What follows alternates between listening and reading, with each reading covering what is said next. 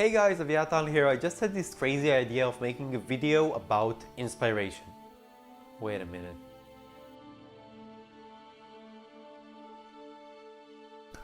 So one of the most important things that a GM does is creating content for their campaign.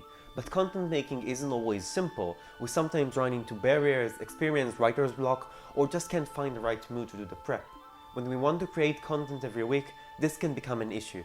In this video, we're going to tackle those problems, break some myths about originality, and learn how to gather inspiration for our campaign.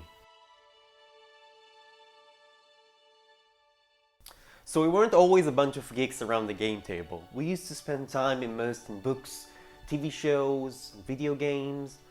I remember watching Lord of the Rings movies as a kid, and it really established the way I perceived elves.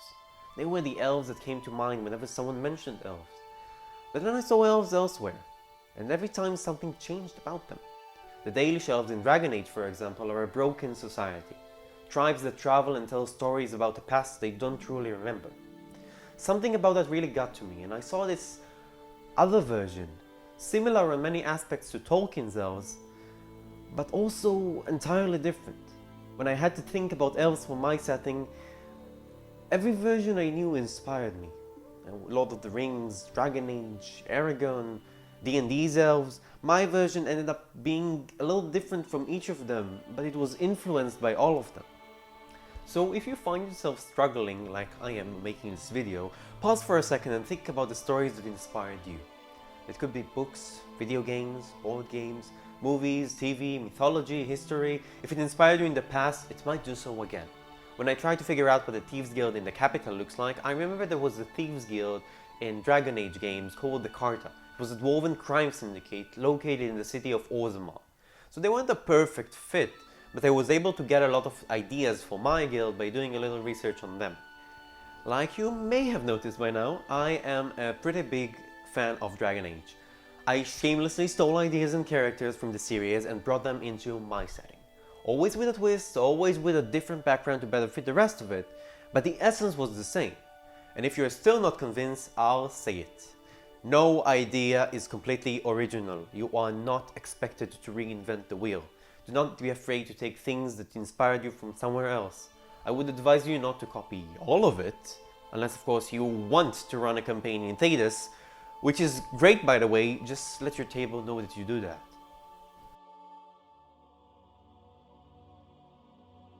Sometimes we find ourselves struggling with the little details, and many times it's inevitable, but in some cases we don't really have to.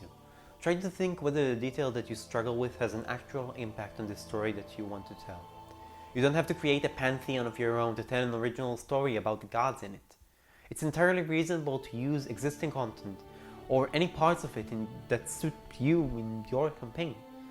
I used a lot of the lore presented in the official D&D books as is, because A, I run D&D, and B, it's freaking awesome. If there's anything there I don't like, I simply tweak it into something else. There are some really good modules and campaign settings out there. Using them lets you focus on the world and story elements that you actually enjoy creating. If you like making elaborate dungeons that challenge your players, but find yourself struggling with building cities, you might want the players to spend as much time as they can crawling from one dungeon to another. But the setting still needs a place for them to spend all that gold and unwind, so you can either build a place for that on your own, or you could borrow it from someone else and focus your creative efforts on the next dungeon. Another great benefit of using existing content is that it presents you with another viewpoint to how it's done. Let's say you did borrow a city someone else made, had a few adventures going out from it, and now you decided you want to build a city of your own. Well, guess what? You already have a reference to how the city should look like. You are far better equipped to build a city of your own now. And you know, if you ever get stuck when building a Thieves Guild of your city, well, you get the point. Sometimes there is a need to get things done. When the time arrives, there are a few things you can do to get those creative wheels running. Make sure you are comfortable and have as little distractions as possible. I found music to be an amazing tool for writing in general and world building specifically. Sometimes I play music from games in loops because it helps me focus on the task at hand.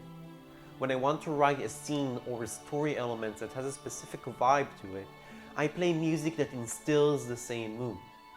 I often use the same music in the game session to get players in the same mood as well. The game session is getting closer. You decided to prepare a certain piece of lore that the players could reveal if they play their cards right.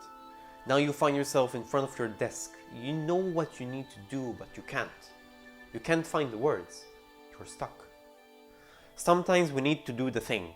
It happens to every person who creates something of their own. First, remember, not everything you make has to be remarkable and unique. When in doubt, stick with the classics. It may sound a bit silly, but you should start by writing something. Write anything. Write something even if it feels wrong. You won't have to use any of it if you're not satisfied. It's also likely that a new idea will show up when you read over a bad one. And even if not, you still made progress, and that counts. So I have a friend called Navot who's also a GM. We spoke a while ago about our campaigns. It was back when I was still planning the Elven capital for the arrival of the player characters.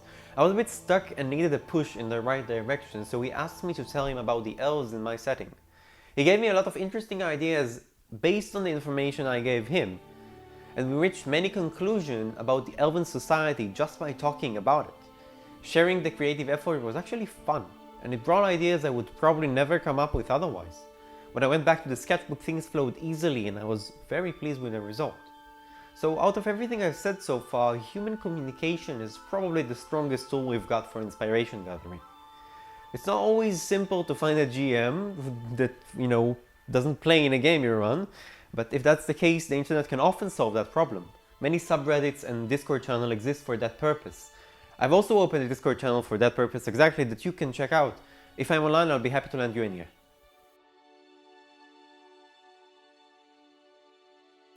I've had quite a few ideas that were inspired just by staring into a picture and asking myself what's going on there. Who is that person in the picture?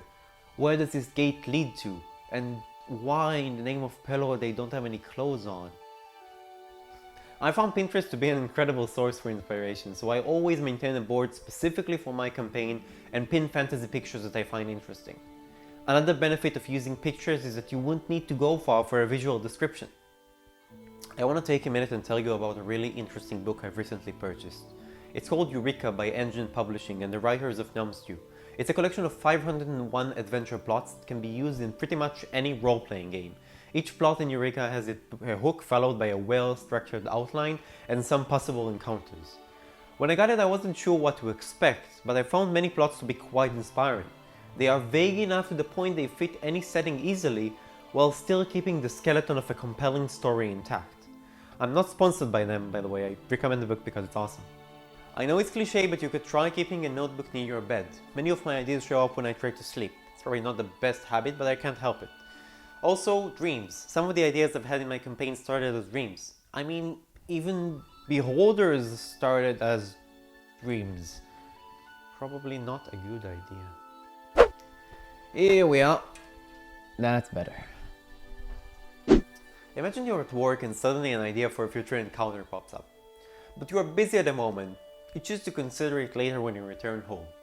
When the day ends and you finally get to the sketchbook, your mind is blank. All you remember is that you had a great idea.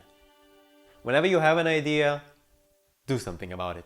Mel Robbins, a TED lecturer and author, talks about the 5-second rule. If you have an idea and don't do something about it within 5 seconds, it's gone. I mean, it's actually good advice for life in general, not just GMing, but I find it helpful in that area, so there you go. Doing something in our case can be easy as taking a note on your phone or telling someone nearby about it. I notice that I often forget the things that I think I'll remember, and this rule actually helped me quite a lot. So thanks for checking in, everyone. If you enjoyed, please hit the like button and subscribe for more videos like this one in the future. In the description you'll find links to the Pinterest board I use for my campaigns, the Numstew website, they're the writers of Eureka, Mel Robbins lecture, and also the D&D Discord channel that I've mentioned earlier.